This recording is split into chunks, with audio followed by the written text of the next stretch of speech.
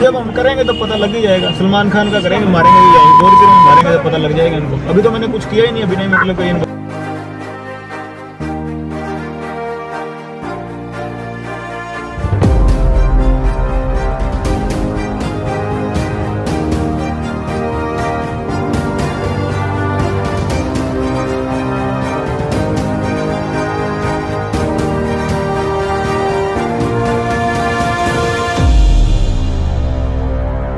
నమస్తే friends, welcome to CR ముచ్చట్లు. Friends, ఒకప్పటి గ్యాంగ్స్టర్ దావుద్ ఇబ్రహీం గురించి ప్రత్యేకంగా చెప్పనక్కర్లేదు. 90s లో ఈ పేరు చెబితే చాలా మంది గడగడలాడేవారు. ఇక ఇప్పుడు లారెన్స్ బిష్నోయ్ దావుద్ ఇబ్రహీం ని మించిపోయాడు. దీంతో దేశంలో ఎక్కడ చూసినా లారెన్స్ బిష్నోయ్ గురించే చర్చ నడుస్తుంది. ఇక దావుద్ అండర్ గ్రౌండ్ గ్యాంగ్స్టర్ గా ఉంటూ డబ్బు కోసం మంచి చెడు చూడకుండా ఇష్టం వచ్చినట్లు దౌర్జన్యాలు చేస్తూ పాకిస్తాన్ లో కొన్ని రోజులు, దుబాయ్ లో కొన్ని రోజులు దాక్కుంటూ ఎవరికి చిక్కకుండా తిరుగుతున్నాడు. ఇక అలా లారెన్స్ బిష్నోయ్ తనని తాను హిందూ ధర్మానికి రక్షకుడిగా చెప్పుకుంటూ తప్పు చేసిన వారు ఎవరైనా సరే వెనుక ముందు చూడకుండా తన గ్యాంగ్ తో ఎలాగైనా వారిని ఈ లోకంలో లేకుండా చేస్తున్నాడు. ఇక ఆ తప్పుల వల్లే ఇప్పుడు జైల్లో ఉన్నా కూడా అక్కడి నుండే తన గ్యాంగ్ తో పాకిస్తాన్ ఉగ్రవాదుల స్థావరాల్ని కనిపెట్టి ఆ ఇన్ఫర్మేషన్ ని ఇండియన్ గవర్నమెంట్ కి అందించాడని, దీని కారణంగానే ఆపరేషన్ సింధూర్ ని ప్రారంభించి ఇండియన్ ఆర్మీ ఈజీగా వారి స్థావరాలని కనిపెట్టిందని, ముఖ్యంగా మసూద్ అజార్ యొక్క టీం ఉండే ప్లేస్ ని చెప్పడంతో ఇండియన్ మిలిటరీ అతని ఫ్యామిలీలో 13 మందిని ఈజీగా హతమార్చారనే వార్తలు హల్చలవుతున్నాయి. ఇక ఈ క్రమంలోనే పాకిస్తాన్ గవర్నమెంట్ ఆపరేషన్ సింధూర్ ద్వారా మరణించిన ఉగ్రవాదుల్లో ఒక్కొక్కరిగా ₹1 ఆర్థిక సహాయాన్ని అందిస్తున్నట్లు ప్రకటించగా, మసూద్ ఫ్యామిలీలో 14 మంది మరణించగా తనకి 14 కోట్లు ఇవ్వడానికి సిద్ధమైనట్లు పాకిస్తాన్ గవర్నమెంట్ అనౌన్స్ చేసింది. దీంతో ఈ విషయం తెలిసిన బిష్నోయ్ పాకిస్తాన్ ప్రభుత్వంపై మండిపడుతూ సామాన్యులకి సహాయం చేయడం వదిలేసి ఉగ్రవాదులని పెంచి పోషిస్తున్న పాకిస్తాన్ గవర్నమెంట్ పెద్ద తాలిబాన్ లాంటిదని, ఈ చర్యపై తను ప్రతీకారం తీర్చుకుంటానని చెప్పడంతో అందరూ లారెన్స్ బిష్నోయ్ గురించి తెలుసుకోవడానికి ఇంట్రెస్ట్ ని చూపిస్తున్నారు. అసలు లారెన్స్ బిష్నోయ్ జైలుకు వెళ్లడానికి గల కారణాలేంటి? సల్మాన్ కి బిష్నోయ్ కి ఉన్న గొడవలేంటి? బిష్నోయ్ పెళ్లి చేసుకోవాలనుకున్న ఆ అమ్మాయిని హతమార్చిందెవరు? ఇప్పుడు బిష్నోయ్ నెట్వర్త్ ఎంత అనే నమ్మలేని నిజాన్ని ఈ వీడియోలో చెప్పడానికి నేను ప్రయత్నిస్తాను. మీరు మాత్రం ఈ వీడియోని పూర్తిగా చూడండి. టీ రుచులతో మీరు అలసిపోయి ఉంటారు, అందుకే మీకోసం బేబర్ చాక్లెట్ ని తీసుకొస్తున్నాం. ఇది రుచికి రుచి, ఆరోగ్యానికి ఆరోగ్యం. ఇందులో ఉండే ఫ్లవనాయిడ్లు రక్తనాళాలని వృద్ధి చేసి గుండె ఆరోగ్యాన్ని పెంచుతుంది. చాక్లెట్ టీ తాగడం ద్వారా ఒంట్లో కొవ్వు పెరగడాన్ని నియంత్రిస్తూ మతిమరుపుని కూడా తగ్గిస్తుంది. అమెజాన్, ఫ్లిప్కార్ట్ లో కూడా అవైలబుల్ గా ఉన్నాయి, కానీ మన వెబ్సైట్ లో ఆర్డర్ చేసుకుంటే మంచి ఆఫర్స్ ఉన్నాయి. లారెన్స్ బిష్నోయ్ ఇతను 1993 ఫిబ్రవరి 12న పంజాబ్ లోని ఫెరోజ్పూర్ లో బిష్నోయ్ కమ్యూనిటీలో జన్మించాడు. తండ్రి లవన్ సింగ్, తల్లి సునీత. ఇతనికి అన్మోల్ బిష్నోయ్ అనే తమ్ముడు కూడా ఉన్నాడు. మనలో చాలా మంది లారెన్స్ బిష్నోయ్ అంటే క్రిస్టియన్ మతానికి చెందినవారని అనుకుంటాం, కానీ ఇతను హిందూ మతానికి చెందినవాడై ఉండి పుట్టగానే చూడ్డానికి చాలా తెల్లగా ఉండడంతో ఇతని తల్లిదండ్రులు ఇతనికి లారెన్స్ అని పేరుని పెట్టడం జరిగింది. లారెన్స్ అంటే పంజాబ్ లో తెలుపు అని అర్థం. ఇక అలా పుట్టినప్పటి నుండి సిల్వర్ స్పూన్ లోనే పెరిగిన లారెన్స్ బిష్నోయ్ కి తన తల్లిదండ్రులు ఎలాంటి లోటు లేకుండా అడిగినవన్నింటినీ ఇప్పిస్తూ గారాబంగా పెంచారు. ఇక లారెన్స్ బిష్నోయ్ తాతలంతా జమీందారులుగా ఉండడంతో వ్యవసాయాన్ని వీరు కులవృత్తిగా ఎంచుకున్నారు. కానీ లారెన్స్ తండ్రి లవన్ సింగ్ కి మాత్రం వ్యవసాయం మీద ఇంట్రెస్ట్ లేకపోవడంతో బాగా చదివి హర్యానాలో పోలీస్ కానిస్టేబుల్ గా జాబ్ లోకి జాయిన్ అయ్యాడు. ఇక అలా లారెన్స్ కి చిన్నప్పటి నుండి తన తాత భగత్ సింగ్, భగవాన్ జబేస్టర్ కథల్ని చెప్పడంతో వాటి వల్ల చాలా ఇన్స్పైర్ అయి పెద్దయ్యాక మిలిటరీలో చేరి దేశానికి సేవ చేయాలనుకున్నాడు. ఇదిలా ఉంటే లారెన్స్ తండ్రి వ్యవసాయ పనుల్లో బిజీ అవ్వడంతో తన పోలీస్ కానిస్టేబుల్ జాబ్ కి రిజైన్ చేశాడు. ఇక లారెన్స్ తన స్కూలింగ్ ని అబోర్లోని సత్కాంత్ కాన్వెంట్ స్కూల్లో చదివాడు. అలా తన హై స్కూల్ ని డిఏవిలో చదువుతున్నప్పుడు కాజల్ అనే తన క్లాస్మేట్ తో మంచి పరిచయం పెరిగి ఆ పరిచయం కాస్త నిదానంగా స్నేహంగా మారి వీరిద్దరూ ప్రేమలో పడ్డారు. ఇక అలా తమ ఇంటర్ని వీరిద్దరూ కలిసి డిఏవి జూనియర్ కాలేజీలో పూర్తి చేసి బిఏ డిగ్రీ కోసం చండీగఢ్ లోని పంజాబ్ యూనివర్సిటీలో జాయిన్ అయ్యారు. అలా తమ డిగ్రీ పూర్తవగానే వీరిద్దరూ పెళ్లి చేసుకుని లైఫ్ లో సెటిల్ అవ్వాలనుకున్నారు. ఇక అలా అప్పటి వరకు అన్ని బాగానే సాగినప్పటికీ ఎప్పుడైతే కాలేజ్ యూనియన్ ఎలక్షన్స్ వచ్చాయో అప్పటి నుండి లారెన్స్ జీవితంలో మార్పులు రావడం మొదలయ్యాయి. చూడ్డానికి స్మార్ట్ గా హీరోలా ఉండే బిష్నోయ్ బ్రాండెడ్ బట్టలు వేసుకుంటూ వెనక ముందు ఆలోచించకుండా తన ఫ్రెండ్స్ కోసం డబ్బుల్ని ఖర్చు పెట్టడంతో అందరూ కలిసి బిష్నోయ్ ని కాలేజ్ ప్రెసిడెంట్ గా ఎలక్షన్స్ లో పోటీ చేయమని ఎంకరేజ్ చేశారు. ఇక ఇందుకు మొదట్లో ఇతని గర్ల్ ఫ్రెండ్ ఒప్పుకోకపోయినా బిష్నోయ్ కి కాలేజ్ యూనియన్ లీడర్ అవ్వాలని ఇంట్రెస్ట్ ఉండడంతో ఆమె కూడా సపోర్ట్ చేయడం మొదలెట్టింది. అలా తన గర్ల్ ఫ్రెండ్ కూడా సపోర్ట్ చేయడంతో బిష్నోయ్ రెచ్చిపోయి ఎలాగైనా ఆ ఎలక్షన్స్ లో గెలవాలని సోపు అనే ఒక గ్రూప్ ని క్రియేట్ చేశాడు. అంటే student organisation of Punjab university అని అర్థం. ఇక ఇందులో ఆ కాలేజీకి సంబంధించిన చాలా మంది స్టూడెంట్స్ ని జాయిన్ చేసుకునేవాడు. ఇదిలా ఉంటే ఇతనికి అపోనెంట్ గా ఉదయ్ గూడ్సే అనే ఒక స్టూడెంట్ పోటీ చేయగా అతను ఒక రాజకీయ నేత కొడుకు అవ్వడంతో ఉదయ్ గూడ్సే టీం చీట్ చేసి ఆ ఎలక్షన్స్ లో గెలవగా బిష్నోయ్ దాన్ని తట్టుకోలేకపోయాడు. దీంతో అప్పటి నుండి ఆ కాలేజీలో 2 గ్రూపులుగా ఏర్పడి తరచూ గొడవలు పడుతూ చాలాసార్లు కాలేజీ నుండి సస్పెండ్ కూడా అవ్వడం జరిగింది. ఇక అలా రోజు రోజుకి ఉదయ్ గూడ్సే ఆగడాలు ఎక్కువ అవ్వడంతో తట్టుకోలేని లారెన్స్ బిష్నోయ్ బ్లాక్ లో ఒక రివాల్వర్ ని తీసుకొని సమయం వచ్చినప్పుడు ఉదయ్ గూడ్సేకి బుద్ధి చెప్పాలనుకున్నాడు. ఇదిలా ఉంటే ఒకసారి బిష్నోయ్ గర్ల్ ఫ్రెండ్ అయిన కాజల్ కాలేజీలో ఉన్నప్పుడు ఉదయ్ గూడ్సే ఆమెను అనరాని మాటలు అంటూ అవమానించడంతో ఈ విషయాన్ని తన ఫ్రెండ్స్ ద్వారా తెలుసుకున్న బిష్నోయ్ ఫుట్బాల్ గ్రౌండ్ లో ఉన్న ఉదయ్ గూడ్సే దగ్గరికి వెళ్లి అతనితో గొడవ పడడమే కాకుండా పరిస్థితి చేజారిపోవడంతో తన దగ్గరున్న రివాల్వర్ తో ఉదయ్ మోకాలపై కాల్చడం జరిగింది. దీంతో 2010లో మొట్టమొదటిసారిగా బిష్నోయ్ పై అటెంప్ట్ టు మర్డర్ కేస్ మరియు లైసెన్స్ లేకుండా గన్ యూజ్ చేసినందుకు గాను 7 కేసులని ఫైల్ చేశారు. దీంతో కొన్ని రోజులు ఇతను చండీగఢ్ సెంట్రల్ జైల్లో ఉండాల్సిన పరిస్థితి వచ్చింది. ఇక బిష్నోయ్ అక్కడే కొంతమంది గ్యాంగ్స్టర్స్ ని కలవడం, వారితో మంచి పరిచయాన్ని కూడా పెంచుకోవడం జరిగింది. ఇదిలా ఉంటే బిష్నోయ్ గర్ల్ ఫ్రెండ్ వల్లే తనని రివాల్వర్ తో కాల్చాడని, అందువల్లే తను నడవలేకపోతున్నాడని పగ పెంచుకున్న ఉదయ్ బిష్నోయ్ జైల్లో ఉన్న సమయాన్ని వినియోగించుకోవాలనుకున్నాడు. అలా తన గర్ల్ ఫ్రెండ్ కాజల్ కాలేజీకి వచ్చే సమయంలో ఉదయ్ ఆమెను కిడ్నాప్ చేపించి గట్టిగా కొట్టి హింసించి ప్రాణాలతో ఉండగానే సజీవ దహనం చేశాడు. దీంతో కాజల్ ఈ లోకాన్ని వదిలి వెళ్ళిపోయింది. ఇక జైల్లో ఉన్న బిష్నోయ్కి ఈ విషయం తెలిసి చాలా కుమిలిపోయాడు.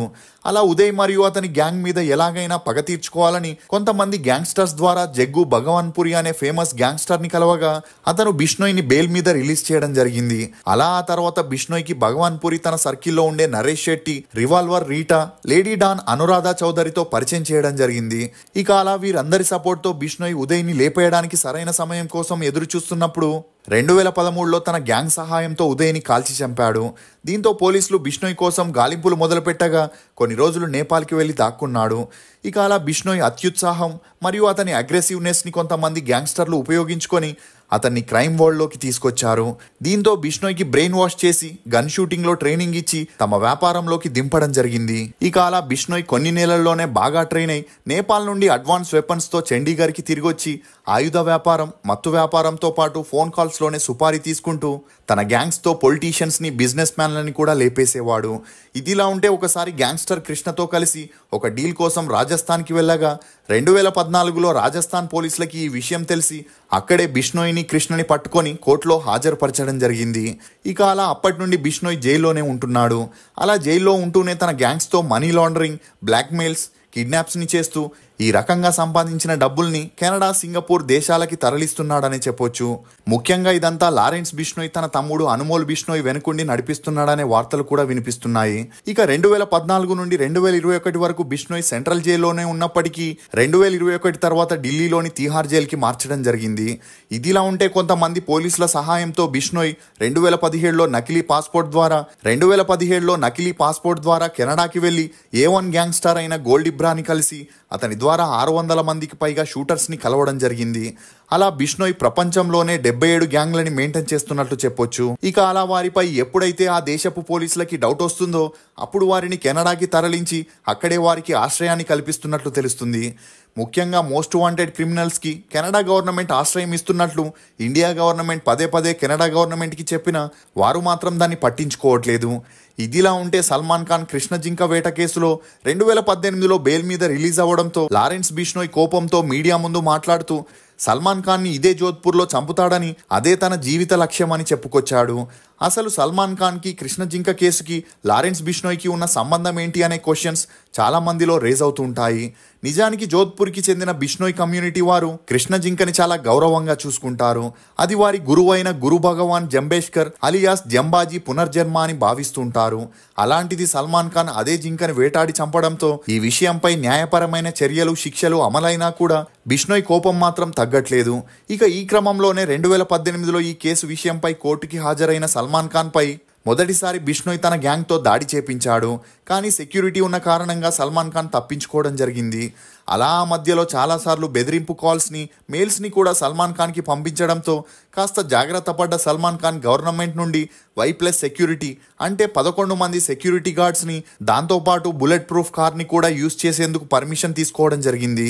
అయినా కూడా సల్మాన్ ఖాన్ని ఎలాగైనా హతమార్చాలని 2019లో తన గ్యాంగ్ మెంబర్ అయిన సంపత్ నెహ్రాని ముంబైకి పంపగా ఒక నెల రోజులు అతను సల్మాన్ ఖాన్ని మానిటర్ చేసి గన్తో కాల్చేందుకు ట్రై చేయగా ఆ గన్ రేంజ్ సరిపోకపోవడంతో ఆ రోజు సల్మాన్ ఖాన్ తప్పించుకోవడం జరిగింది. ఇక ఇదిలా ఉంటే పంజాబీ పాపులర్ సింగర్ అయిన సిద్ధు మూసావాలా ఒకవైపు పాటలు పాడుతూ మరోవైపు గ్యాంగ్స్టర్గా ఉండేవాడు. అంతేకాకుండా తన గ్యాంగ్కి సంబంధించిన గ్యాంగ్స్టర్స్ని పొగుడుతూ పాటలు పాడడంతో యువతని తప్పుదోవ పట్టిస్తున్నాడని కోపానికి గురైన బిష్నోయ్ తన గ్యాంగ్తో సిద్ధు మూసావాలని లేపేయడానికి సరైన సమయం కోసం వెయిట్ చేస్తున్నప్పుడే సిద్ధు మేనేజర్ సహాయంతో 4 రోజులు రెక్కీ చేసి ఇంటి నుండి బయటకు వెళ్తున్న సమయంలో బిష్నోయ్ గ్యాంగ్ అడ్డుకట్ట కట్టి మరి 29 ఏళ్లున్న సిద్ధు మూసావాలని 2022 మే 29న కిరాతకంగా కాల్చి చంపారు. దీంతో జైల్లో ఉన్న బిష్నోయ్ మొదట్లో ఈ హత్యకి తనకి సంబంధం లేదని చెప్పినా ఆ తర్వాత ఇది ప్రతీకార హత్యని తమ గ్యాంగే చేసిందని చెప్పడంతో ఈ విషయం అప్పట్లో హల్చలైంది. ఇక అలా సిద్ధు మూసావాలా కేసు చాలా సీరియస్ అవుతుందని తెలుసుకున్న లారెన్స్ బిష్నోయ్ తనని ఫేక్ ఎన్కౌంటర్ ద్వారా లేపేయడానికి పోలీసులు ట్రై చేస్తున్నారని, తనకి రక్షణ కావాలని పంజాబ్, హర్యానా కోర్టులో పిటిషన్ వేయడంతో కోర్టు తనకి రక్షణ కల్పించేందుకు ఉత్తర్వులను జారీ చేసింది. దీంతో జైల్లో ఉంటూనే తన ఇంటర్నేషనల్ గ్యాంగ్తో ఒక ఫోన్ కాల్ ద్వారా క్లయింట్స్ నుండి వాట్సాప్లో సుపారీ తీసుకొని ఆ వ్యక్తిని లేపేసి ఆ విషయాన్ని ఫేస్బుక్లో పోస్ట్ చేస్తూ సోషల్ మీడియాలో యాక్టివ్గా ఉంటున్నాడు. ఒకవేళ పోలీసులు కానీ మరెవరైనా ఇతన్ని ఎదురిస్తే నెక్స్ట్ డేనే అతనికి ఏదైనా జరుగుతుందనే భయంతో జైల్లో ఇతను ఏం చేసినా ఎవరు మాట్లాడేవారు కాదు. ఇక ఆ మధ్యలో సల్మాన్ ఖాన్ని లేపేయడానికి కెనడా నుండి గోల్డ్ ఇబ్రాని పిలిపించగా సల్మాన్ ఖాన్కి ఉన్న హెవీ సెక్యూరిటీ వల్ల అతను కూడా ఏమీ చేయలేకపోయాడు. ఇక ఇదే విషయంపై బిష్నోయ్ని ఒక ఇంటర్వ్యూలో అడగగా అందుకు బిష్నోయ్ ఆ కృష్ణ జింక ఆత్మకి శాంతి చేకూరాలంటే సల్మాన్ ఖాన్ చావడం తప్ప వేరే ఆప్షన్ లేదని, అతని మరణం తన చేతిలోనేనని జైల్లో నుండే లైవ్లో మాట్లాడడం గమనార్హం. అంతేకాకుండా సల్మాన్ ఖాన్ని తను వదిలేయాలంటే బిష్నోయ్ కమ్యూనిటీకి చెందిన జోధ్పూర్లోని ముకాం మందిరికి వెళ్ళి క్షమాపణ అడిగితే వదిలేస్తానని చెప్పిన అండర్ వరల్డ్ గ్యాంగ్ సపోర్ట్ ఉన్న సల్మాన్ ఖాన్ తగ్గేదే లేదంటూ లారెన్స్ బిష్నోయ్ మాటల్ని పట్టించుకోవట్లేదు. దీంతో 2024 ఏప్రిల్ 19న బిష్నోయ్ గుజరాత్కి చెందిన విక్కీ, సాగర్ అనే 2 వ్యక్తుల్ని పంపించి సల్మాన్ ఖాన్ని హతమార్చే ప్రయత్నం చేసినా అది విఫలమైంది. అంతేకాకుండా వీరు పోలీసులకి దొరకడంతో ఇది లారెన్స్ బిష్నోయ్ గ్యాంగ్ పని అని తెలిసి అటు మీడియా ఇటు సల్మాన్ ఖాన్ అభిమానులు షాక్కి గురయ్యారు. ఇదిలా ఉంటే చాలా మంది సల్మాన్ ఖాన్ ఆ గుడికి వెళ్ళి క్షమాపణ అడిగితే బిష్నోయ్ వదిలేస్తాడు కదా, ఆ తర్వాత ఈ గొడవ ఉండదు కదా అని మాట్లాడుకుంటే మరికొంతమంది మాత్రం ఆ గుడి లోపల మరియు గుడి బయట లారెన్స్ బిష్నోయ్ మనుషులే ఉంటారని, ఒకవేళ అక్కడికి వెళ్ళిన బిష్నోయ్ చేసిన శపథం ప్రకారం సల్మాన్ ఖాన్ని జోధ్పూర్లో లేపేసేందుకు స్కెచ్ వేసే ఛాన్సెస్ ఎక్కువగా ఉన్నాయని, అందువల్లే సల్మాన్ ఖాన్ వెళ్లట్లేదనే వార్తలు కూడా వినిపించాయి. ఇక ఇదే సమయంలో లారెన్స్ బిష్నోయ్ ఆగడాలు ఎక్కువై సల్మాన్ ఖాన్ని ఎక్కువగా టార్గెట్ చేయడంతో భయపడిన సల్మాన్ ఖాన్ తన క్లోజ్ ఫ్రెండ్ మరియు రాజకీయ నేత అయిన బాబా సిద్దికీని కలవడం జరిగింది. ఇక అలా బాబా సిద్దికీని కాంటాక్ట్ అవ్వగా అతను మధ్యవర్తిగా ఉండి సల్మాన్ ఖాన్కి సంబంధించిన చాలా ఇష్యూస్ని సాల్వ్ చేయడం, అలా షారూఖ్ ఖాన్తో సల్మాన్ ఖాన్కి ఉన్న విభేదాల్ని కూడా బాబా సిద్దికే క్లియర్ చేయడం జరిగింది.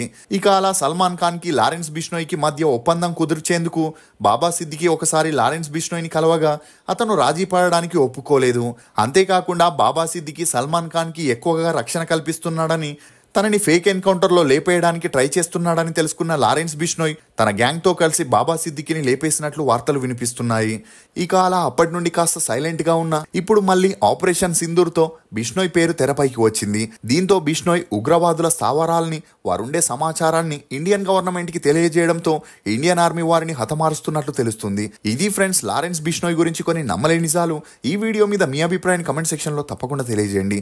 మేము చేసిన ఈ వీడియో మీకు నచ్చినట్లయితే ఒక లైక్ ద్వారా మీ సపోర్ట్ని మాకు తెలియజేయండి. For more interesting videos please subscribe to CR Muchatlu. Thank you.